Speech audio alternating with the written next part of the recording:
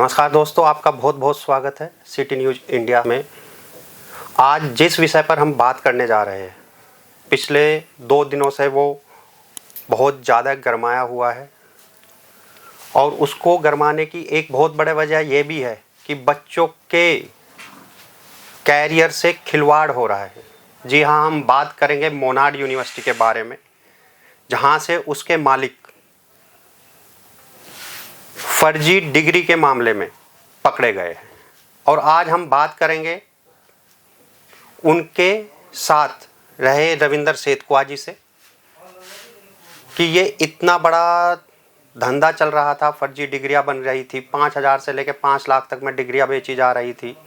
विजेंद्र सिंह जो Monod university के मालिक है, लोकसभा का चुनाव भी लड़े, तो रविंदर जी उनके साथ रहे हैं, यूनिवर्सिटी में इन्होंने देखा है। तो हम इनसे पूछना चाहेंगे कि जो विजेंद्र सिंह जी है, तो उनके बारे में जैसे आप रहते थे, जैसे ये एक बहुत बड़ा मामला है कि फर्जी डिग्री बनाना। सभी दर्शकों को राम राम। आज जो मोनाड यूनिवर्सिटी वाला प्रकरण है, ये कोई विपिन भाई ये पहला प्रकरण नहीं है। और हमने तो उस आदमी को तेजगढ़ी यूनिवर्सिटी में पैदल चप्पलों में उसकी शुरुआत की जो पृष्ठभूमि है ना, एक आदमी का जो नेचर होता है वो तो इसी चीज़ से तो पैदा हुआ है। यहाँ पर कॉलेजों की दलाली करना, मार्कशीट बनाना, उसकी शुरुआत की पृष्ठभूमि यही है और वो यहीं से आया है। और वो कहावत है ना कि कुत्ते की पूंछ 12 साल फूकने में रही, निकली टेढ़ी की टेढ़ी। तो ये वो पूंछ हैं। सरकारें क्यों इन पे मेहरबान रहती हैं, ये सवाल जरूर पूछना चाहिए, क्योंकि ये विजेंद्र चौधरी का ये कोई पहला घोटाला नहीं है। बोट बाइक का सबसे बड़ा घोटाला, जिसका मुख्य आरोपी ये जेल रहा, उसका सारा संचालन इसने करा। अधिकारी होता है, उस अधिकारी से पता न कहाँ चूक हो जाती है, जो ऐसे माफिया बार बार बाहर आ जाते हैं। और बाहर आने के बाद सरकार और राजनीतिक दल इन लोगों को एकदम से रातों रात इतना सम्मान। देखो, लोकसभा इस देश के सबसे बड़े लोकतंत्र की सबसे बड़ी पंचायत है। दुनिया का सबसे बड़ा लोकतंत्र भारत, और भारत की सबसे बड़ी पंचायत लोकसभा। और एक किसी भी सम्मानित दल, एक नहीं दो दल, चौधरी चरण सिंह जी की लोकदल, उसके बाद बहुजन समाज पार्टी बसपा, ऐसे 2 महत्वपूर्ण दल ऐसे दागी आदमी को इतनी महत्वपूर्ण पंचायत में मौका चुनाव लड़ने का क्यों दे देते हैं? सरकारों की आंखों में धूल झोंक के ऐसे माफिया क्यों बाहर आ जाते हैं? ये क्वेश्चन सरकार से होने चाहिए। अच्छा, ठीक है। अगर हम सरकारों की भी बात करते हैं, अगर हम सरकारों से जोड़ते हैं, जैसे आपने बताया कि बाइक घोटाला हुआ जी, है ना, तो ये जमानत पे बाहर आया होगा या जो भी हुआ जी। मैं अभी न्यूज़ पढ़ रहा था, उसमें ये 50,000 का इनामी भी रहा है जी, है ना। न्यूज़ ये बता रहे हैं कि वो 50,000 का इनामी भी रहा है उत्तर प्रदेश पुलिस। तो जैसे सपा की भी सरकार रही होगी, जैसे बाइक घोटाला हुआ, भाजपा की भी सरकार है, तो सरकार क्या इनको पनपने देती है? मतलब अगर आप देखो तो ये बहुत बड़ा खिलवाड़ है बच्चों के साथ। देखो, जब नालंदा जला ना, जब हमारे यहाँ मुगल या अंग्रेज जो भी आए, देखो ये कहावत है कि किसी की अगर नस्ल आगे बढ़ानी है तो उसके कबीला या गांव या मोहल्ले के पड़ोस में अच्छे शिक्षा के संस्थान बनवा दो, वो बहाल हो जाए, वो कौम अपने आप ऊपर चली जाएगी। और उस कौम को नीचे लाना है तो वहाँ के शिक्षा संस्थानों को, जब ये अपराध तो हमारी आने वाली जो नस्ल तैयार होनी है उनके साथ इतना बड़ा, हमारी आने वाली नस्ल के साथ में इतना बड़ा धोखा है।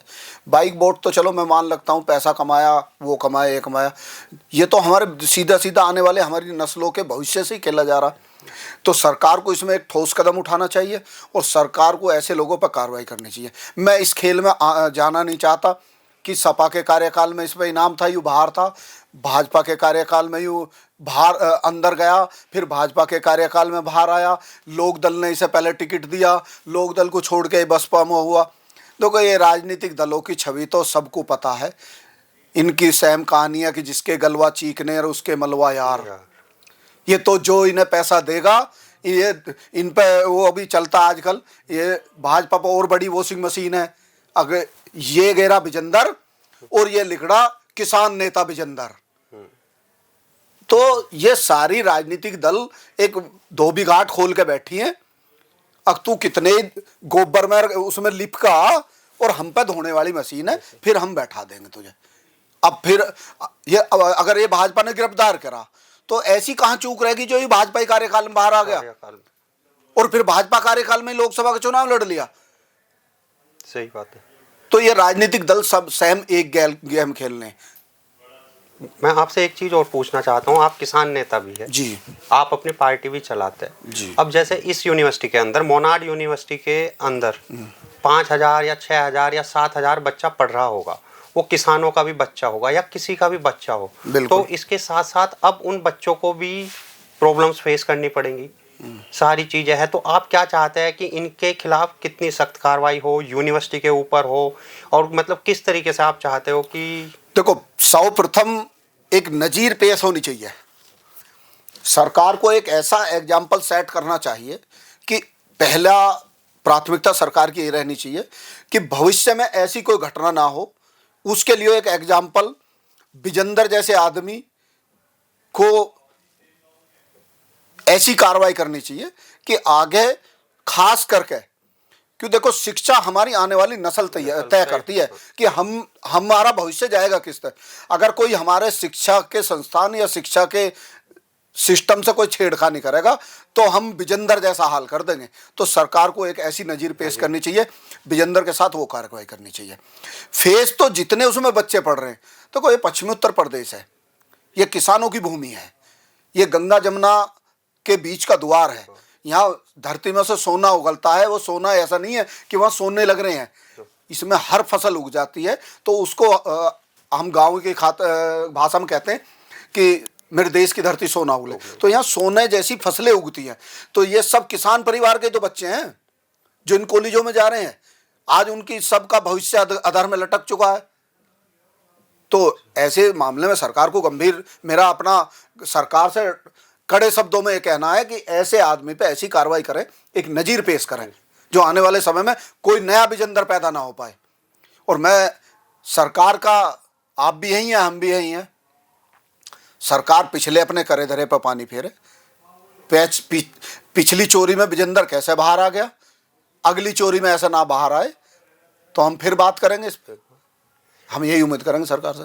आपने शुरू में एक चीज बोली थी कि जो विजेंदर सिंह है कि वो यहाँ यूनिवर्सिटी में घूमता था, यहाँ पे दलाली करता था, कि क्या है, हम तो अपने न्यूज चैनल से नहीं कह सकते, ठीक है, आपके वो साथी रहे हैं, ये मतलब आपकी राय हो सकती है, लेकिन ये सफ़र आसान नहीं होता। लेकिन ये कैसे पहुंचा होगा, क्या हथकंडे अपनाए होंगे, उसके बारे में आपको पता है कि भाई यहाँ से वो यूनिवर्सिटी के मालिक बन गया, लोकसभा का पहले यूनिवर्सिटी में कॉलेजों की मार्कशीट, कॉलेजों के एक दो कॉलेज में किसी में नौकरी करता था, काम देखता था। फिर इसने एक दो कॉलेजों को पकड़ लिया। और मैं जाति विशेष पे बात नहीं करना चाहता, लेकिन पश्चिमी उत्तर प्रदेश के हम सब लोग हैं, यहाँ सब लोग एक दूसरे से जुड़े हुए हैं। तो यहाँ इसने यूनिवर्सिटी में अधिकारियों में की चापलूसी करके अपना सिस्टम जोड़ा। उस सिस्टम के माध्यम से सिस्टम को बढ़ाता चला गया। लेकिन जब मेरी नीयत इस चीज़ पे बढ़ाने की, मैं बढ़ाता चला गया। फिर इसने जो है बोट बाइक वाला जो सर्कल है, वहाँ इसे एक चैन मिल गई। कुछ नोएडा में जिन्होंने थोड़ा सा पैसा था और ज़्यादा करना था। मुझको याद आ रहा है, मैं एक चीज़, वो ये जो बोट बाइक था, ये तो लगभग 10,000 करोड़ का कुछ घपला था, है ना? उस समय देश का जो है, देश के जो टॉप 10 घोटाले थे ना, हाँ। उनमें से एक घोटाला बाइक बोट था। हाँ, काफी चर्चाओं में भी रहा था ये उस टाइम। ये सरकारों का परिवर्तन होगा घोटालाओं पे, हाँ। लेकिन विजेंदर अपने ठीक है, विजेंदर का कुछ नहीं हुआ। तो ये राजनीतिक संरक्षक जो है, इनकी भी जानकारी सरकार को इन पे भी काम करना चाहिए। तो दोस्तों, ये थी एक हमारी छोटी सी मुलाकात मोनाड यूनिवर्सिटी के मालिक विजेंदर सिंह के साथ ही रहे पप्पू गुर्जर जी से।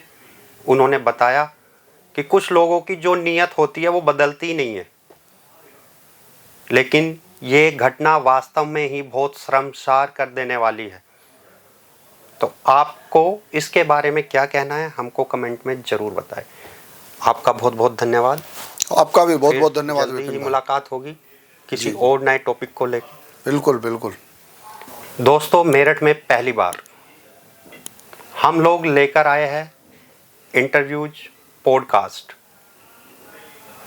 यदि आप भी किसी टॉपिक पर या आप भी